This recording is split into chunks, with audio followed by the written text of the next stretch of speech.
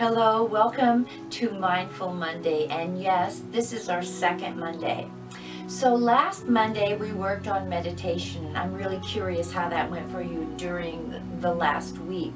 I'm hoping that's something that you will do again from the first week, second week, third week, fourth week. If you do that for 4 weeks, you really understand meditation in a lot clearer way. I want to add a couple things about the meditation we did last Monday. You know, if thoughts were bothering you, just imagine them going through like clouds up in the sky or planets, and put more space around your thoughts.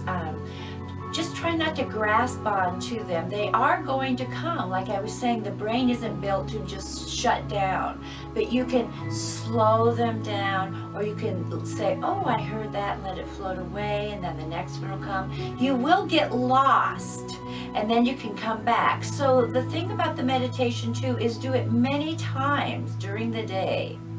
Many times to bring yourself back to yourself and ground yourself in what means the most to you, so that you can make the choices that you really want to make, that you don't jump out of yourself and do things that you really don't want to do. So with that being said, and doing your meditation again during this week, so we've done that, we're going to keep that going. Now we're going to add on the second Monday, we're going to add on symbols and ideas and things that can help you bring you back to a mindful state. So I'd like you to do one thing every day this coming week that you do mindfully. So one of the things that is really lovely is to take a mindful bath or a mindful shower. And really be in the shower at that time, feeling the water, grabbing the soap if you're going to wash your hair, putting in your hand, rubbing it, what does that feel like, and putting it in your hair, and actually trying to stay focused, feeling your hands in your hair. A lot of times you'll be washing your hair and you'll be thinking about something that you need to do at work, or something that you need to remember in the house before you go to work, and you won't even remember washing your hair. I've washed my hair and wondered, was that the shampoo or the cream rinse? I'm not quite sure. So those are things that I want you to be used and be mindful of. Another one was washing dishes. It's very precious. Stopping the time and feeling the water, you know, scrubbing, seeing it, and being grateful at the same time that you have that water, that you have the hands to touch, that you get to do this and experience this that you take for granted. So being in the moment, being mindful in the moment, helps ground you and helps your mind slow down. If there's something that you have to remember when you're in the shower, maybe you can, I guess you can't jot that down, but maybe you can file it away and say, oh, I will remember that as soon as I get out of my mindful shower. Another thing in the shower that's really helpful is if there is anything that's really bothering you, imagining that water going down and all of your worries and all of the energy that you do not need goes down the drain. That doesn't mean it doesn't leave you energy-less. It means your energy is clearer, and now the energy that you have is more focused. So another thing you can do mindfully is brushing your teeth. Another thing is driving is a really fun thing to be mindful as. Instead of thinking of something besides driving, see, like we dropped the energy.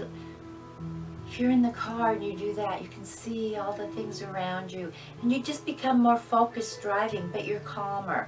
You won't react to that crazy driver that may be doing a gesture to you. And if he does do a gesture or she does a gesture to you, you go, oh my gosh, that person's having a bad day. They must be really angry. Maybe they could be mindful and they might not be so angry. They got really caught up in the moment and they're just, ugh. And you know how easy that is. Usually instant I did that, right? I got all wound up, and then in an instant, you can come and be mindful. So I want you to do the two things now. We have Monday 1, meditation, Monday 2, symbols and mindfulness and doing things. The symbols, that's right. That's what I was going to say, wasn't it?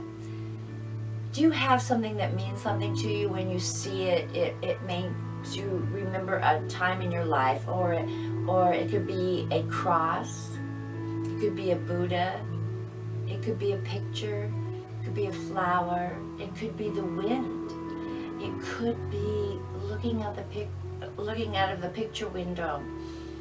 So I want you to consciously put some objects around that mean something to you, something at work, something in the car, something in your bathroom, something when you go to bed at night that reminds you of who you are, what your focus is on yourself right now, being grounded within yourself and learning how to take care of yourself so you can take care of others better.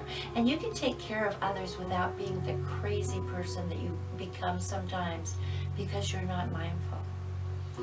This does not mean life isn't exciting and life isn't fun. Mindfulness just takes some of the craziness out of it.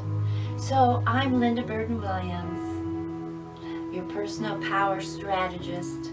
Stay in focus.